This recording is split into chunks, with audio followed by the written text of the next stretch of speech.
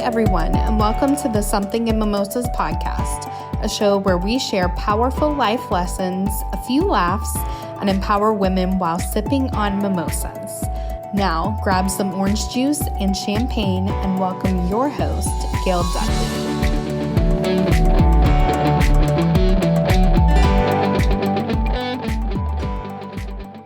Well, what's up, everyone? This is Something in Mimosa with your host, Gail Dudley.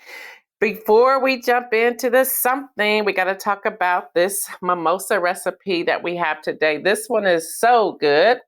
You're going to need 4 scoops of your favorite sherbet, or as some say, sorbet, or ice cream, although I wouldn't do ice cream. Let's go all in. Then you would want to have your champagne, and you want to have fresh fruit for a garnish. Your instructions: you're going to fill the glass with 4 small scoops of sherbet or sorbet, whatever favorite flavor you would like. Let's say that real fast. And then you're going to top it off with champagne and garnish with fresh fruit. So you're wondering if you're going to need some orange juice. Well, you can if you want to, but trust me, the sherbet or the sorbet is going to give you exactly what you want, what you would like. So just go ahead and drink up. I know you probably already have your mimosa for today. And this recipe comes from Lisa Cannon. Lisa Cannon. So thank you for sending in your mimosa recipe. I've tried it and I must say I like it. All right, y'all, and that's our little secret, which will lead us into the little secrets today that we're going to talk about with Carl D. Wright. He is a preacher, he is a teacher, he is an author, he is a clarity coach. Trust me, you want him as your coach. He's a graphic designer. Trust me, you want him as your graphic designer. And he is a creative consultant. Again, trust me, you want to hire him when this is all over. Just to name a few about who he is. He is 32 years old and he is happily married to the wonderful Dr. Cassandra Wright. They are the proud parents of a baby boy, Zion Alexander, and they are expecting another boy in just a few weeks. Wow, they got a lot going on, but it's going to be great just because I know him personally. They are residents of a great city of Columbus, Ohio, where he serves as the executive pastor of Hope City House of Prayer on the west side of Columbus, Ohio. They will soon be leading as pastors of the Hope City South. Wow, what a great introduction, Carl Wright. How are you? And I didn't even tell them that you're my friend. Hey, I was going to say, how are you? I'm great. I'm so thankful that you decided to jump on this podcast with me today. Absolutely. Thank you for having me. Oh, you are more than welcome. I'm glad that you said yes. The people around the entire world needs to know about Carl D. Wright. So I don't want to stop the public from knowing who you are. So if you're okay with it, we will jump right in. Sounds good. Sounds good. I know you're always ready. I was reading your bio to everyone. So I want to just start I want people to know who you are as a clarity coach. So can you give us a little bit about that? And hear me, people, as I shared in the bio, you would want to hire him. So go ahead, Carl. Let us know, what do you mean by a clarity coach, and give us a little bit of information. And while you're doing it, let people know how they can reach you. Yeah, so I like the term clarity coach. It kind of falls in line with what people would know as like life coaching.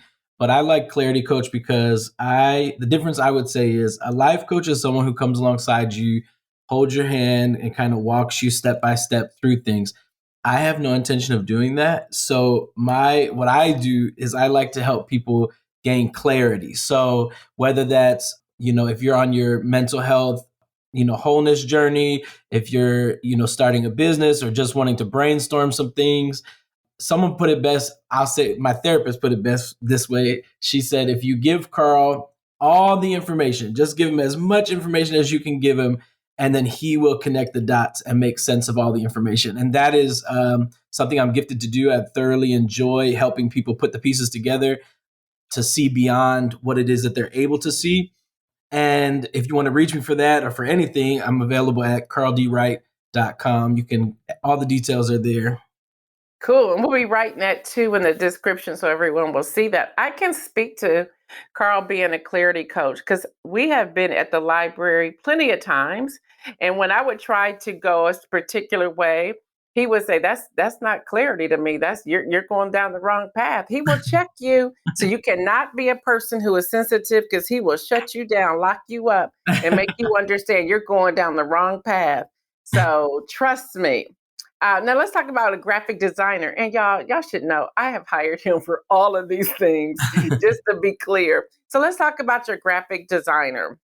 Tell us what you do. How can people reach out to you, and what are some things that you have available for your clientele, your new, current, and those who are coming your way?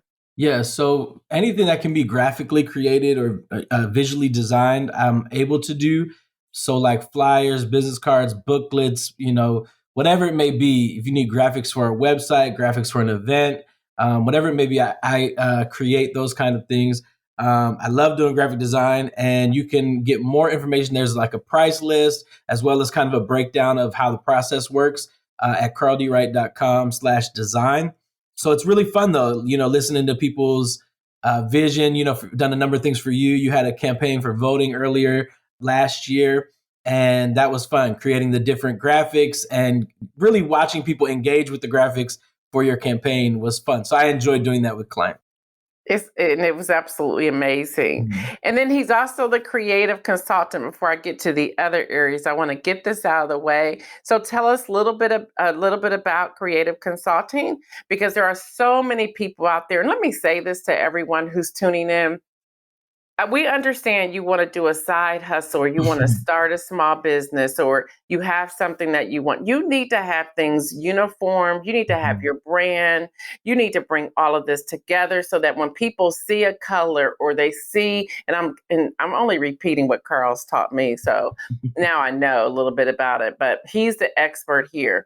But when people see certain things, they know it's you. They will automatically identify it to you or with you. So Carl, can you speak to that, please? Yeah, so with creative consulting, it's kind of like we want to look at what you're doing. So let's say you have a project or campaign or a business that you're working on. How is that visually communicated? So creative consulting dives into what is it that you want to do? What's the purpose of your business? What's the purpose of your event? What's the purpose of your project? And how can we communicate that in a visually excellent way? And it speaks to branding and to all kinds of things. As you said, it's terrible to see when someone has an excellent business or an excellent concept and it's communicated in like a really ghetto or like shabby way.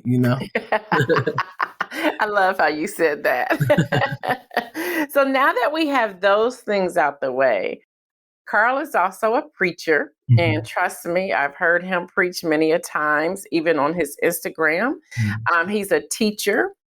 He teaches both biblically as well as everyday life situations. And this is where I want to go. And he'll wrap all of these in as we're doing the interview. He's an author. And today's topic is called Let's Talk About Secrets. There's a book that he has out called Touch. And with that, it says, and it's our little secret. So if we can just dive into this, and I just want to give everyone a heads up. This could be, this is what I would call your trigger warning. Some of what he may share may really touch you in a certain way. Please do not be afraid to contact your counselor or your therapist or Carl to help walk you through some of this. This book is phenomenal. This book is a book that has transformed the lives of people. This is a book that has really allowed other people to become very transparent in their own personal journey. So again, I'm giving you just a few moments for you to take a seat and say, okay, what's coming? The book is called Touched, and they're talking about our little secret, so you know where we're headed. So Carl, I'm going to jump right in because podcast is only so long. I want to jump right in and ask you the question: what prompted you to become extremely transparent and write the book called Touch? Yeah, so I have always found on my journey of life that transparency is the best policy, and it has always worked well for me.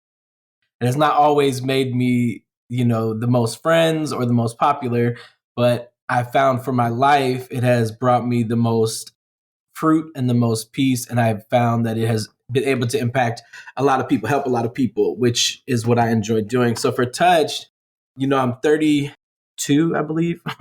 And on my journey of life, I think I was like in my 20s when my life really took a spin, if you will. And just was into a whole lot of things, was kind of crashing, going through these cycles of self defeat or self sabotage.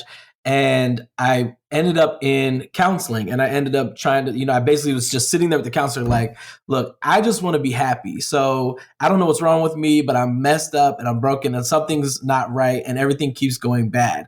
And so the more we work through issues, the more we hit on things, I realized that so many of my patterns, so many of my cycles of defeat, so many of my cycles of self-sabotage were directly correlated to the sexual abuse I experienced as a child. So the book called Touched, and it's our little secret, really just started as me writing after each of my sessions with a counselor. And then it eventually became a book, now a tool for people to really traverse through some of these long-term effects of childhood trauma. Wow, y'all can hear his passion because he's beating on the table as he's talking.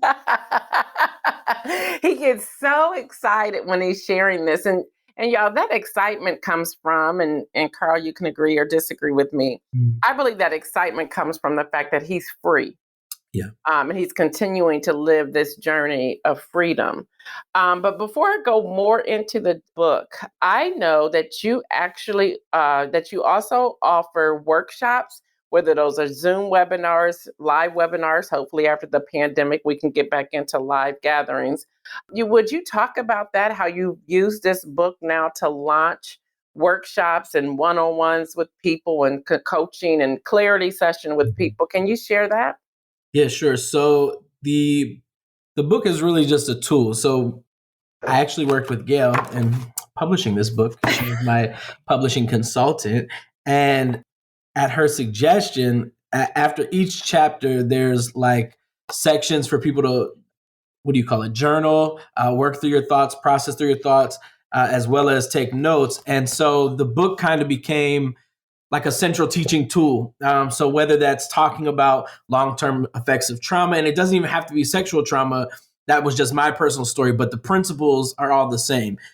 So whether it's that, whether it's working through issues in your adulthood, all of those different things can be translated into workshops, into seminars, into classes. And so I've had the privilege and the pleasure of being able to do that for a number of people.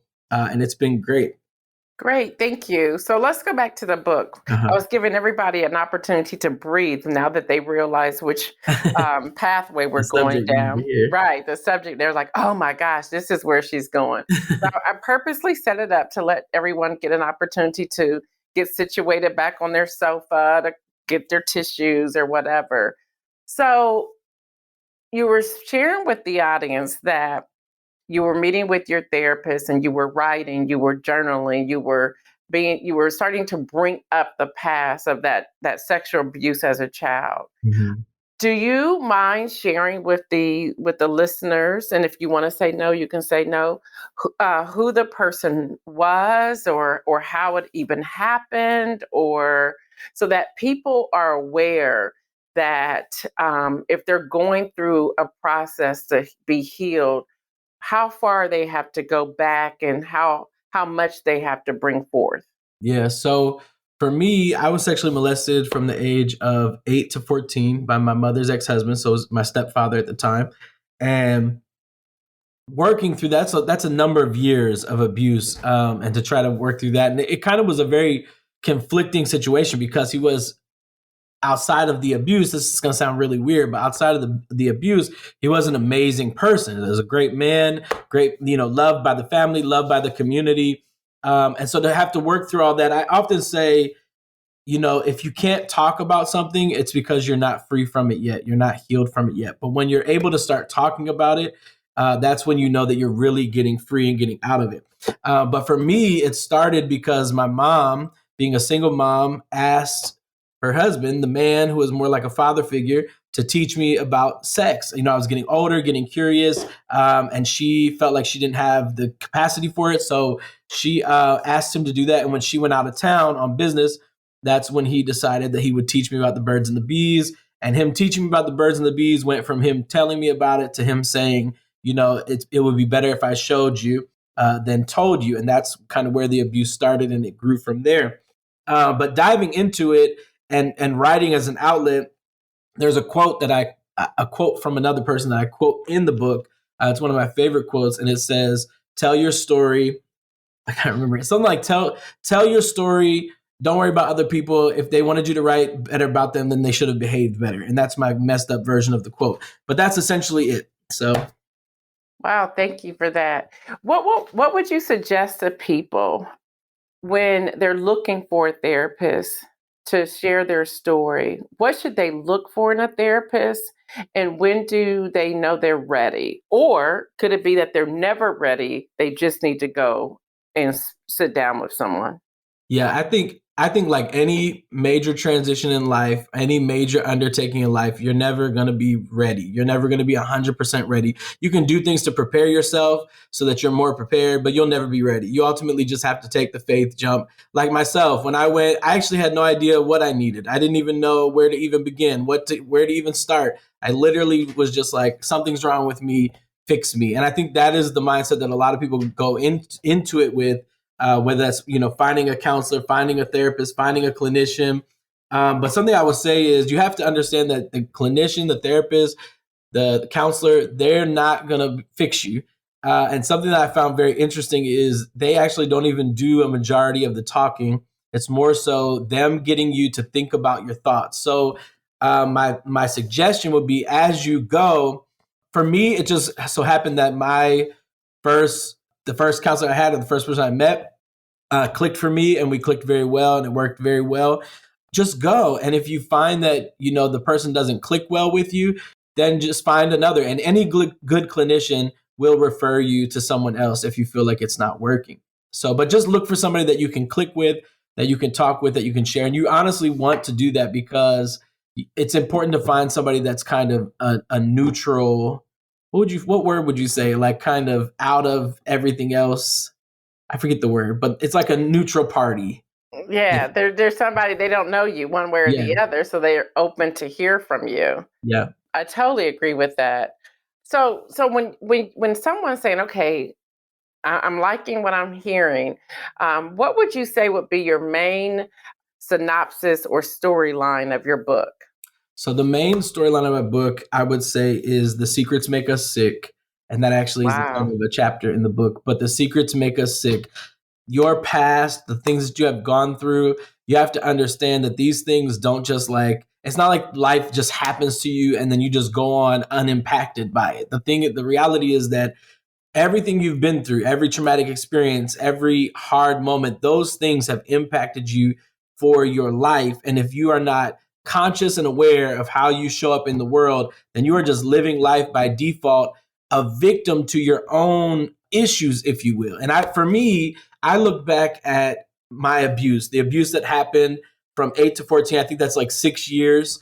And I'm 32 years old. I finally decided, I don't want to live victim, being held captive to a 6-year timeline for the rest of my life. Like 6 from 32 leaves a whole lot of years left. And I don't want all those years to be full of the negative implications of something that happened for 6 years. Does that make sense? Makes a lot of sense. Yeah. Wow. We don't have a lot of time. I want to go into that more. So I'm going to have to bring you back again, but I want to touch on something.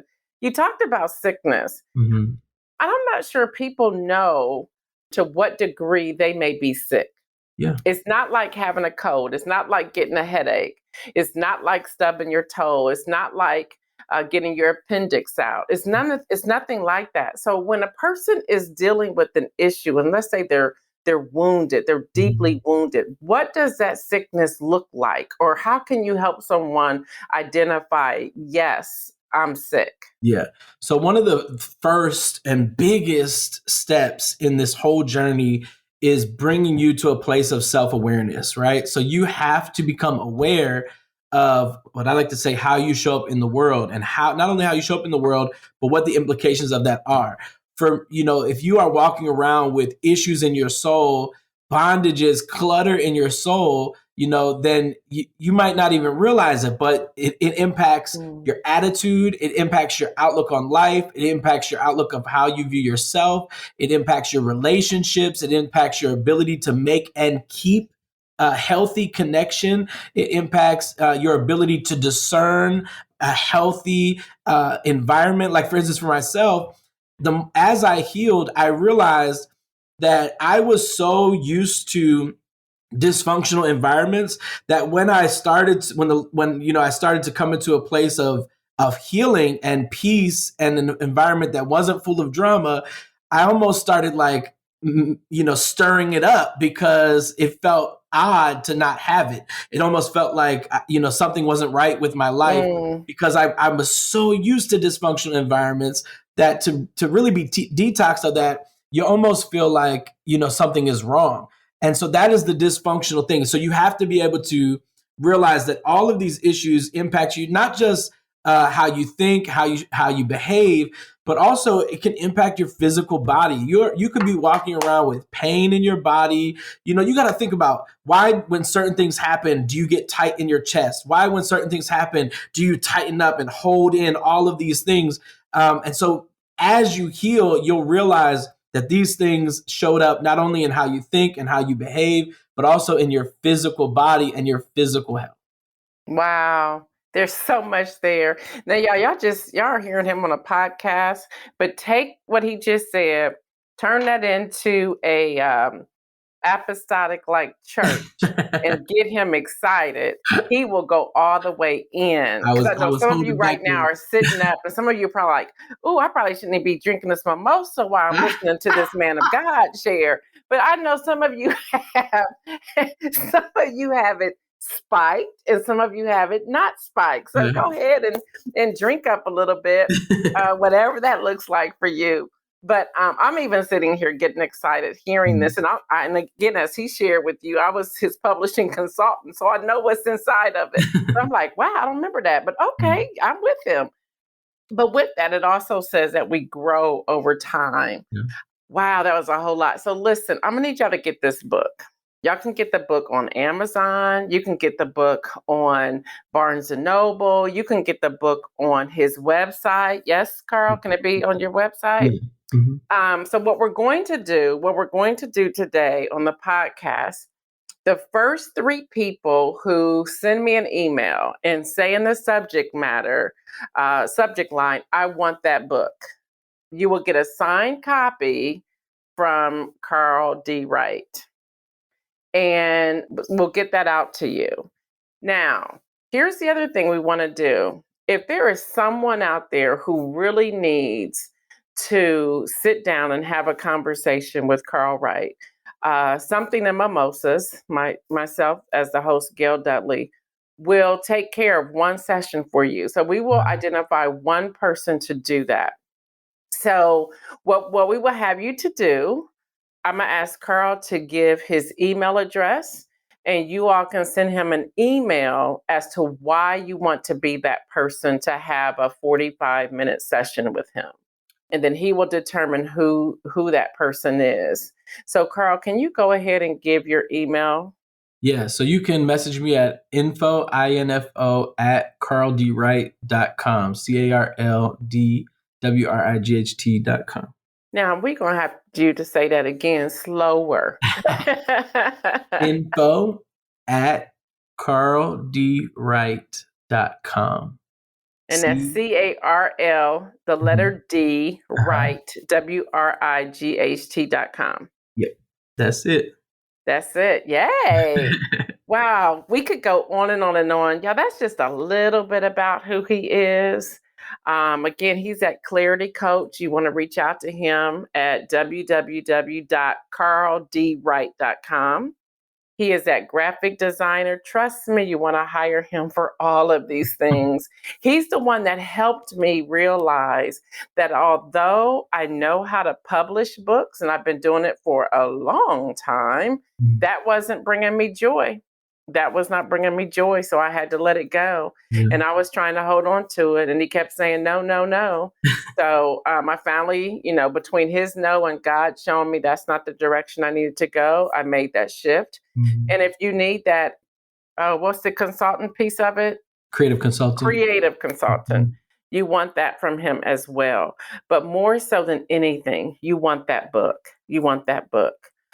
It's a book that will change your life. Hands down, it will change your life. You want to get that book. Again, you can get that at Amazon.com, Barnes & Noble, or through his website, which is carldwright.com. Is that correct? That's correct. And I would say, even if you have never experienced child sexual abuse, the book can help you. Even if you know someone who's experienced abuse, reading through this book will give you better understanding of why they do what they do and how they operate.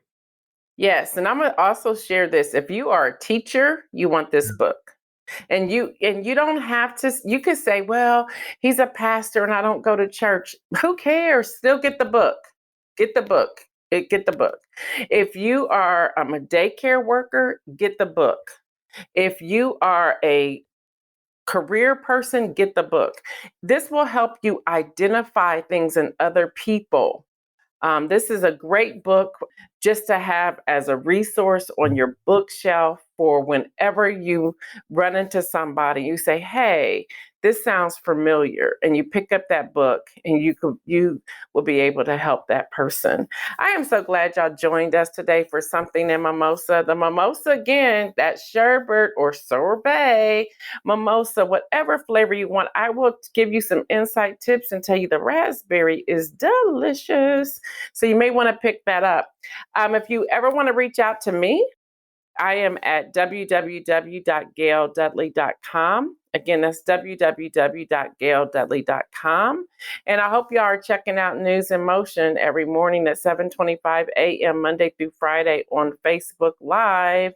We are going all the way in. You can catch me on the YouTube as well at youtube.com/Gail Dudley. And y'all know my Instagram and my Twitter are both at Gail Dudley. And that's Gail, D as in David, U, D as in David, Ley. If you ever want to sponsor a segment, you can do so. You would just email us and say, hey, how do I become a sponsor? How can I get my product or my business promotion on the podcast? Just email me at info, that's INFO, that's the period sign, Gail Dudley, Gail, D as in David, U, D as in David, Ley @gmail.com. So that's info.gaildudley@gmail.com. Until next week, thank you so much for tuning in. Don't forget, if you have a fabulous mimosa recipe you want me to try, send me an email. Tell me how to do it, and your name could be drawn. We're also going to we will also begin to give out some Target gift cards. Yeah, so you send in that recipe, you're going to get a Target gift card if we use it on the air. Again, thank you so much, Carl, for joining us today. Any final words you want to share with the audience? Thank you so much for having me. And to all the listeners, I appreciate you. Make sure that you go full force in your wholeness journey. I promise you this, that if you are willing and able, you can make it. Love it. All right, y'all, we're out of here. Peace out. Thank you for joining us on the Something in Mimosas podcast. And don't forget to come back next week for more Something in Mimosas. Follow Gail on Instagram at Gail Dudley, subscribe to Gail's YouTube, or visit us at gaildudley.com.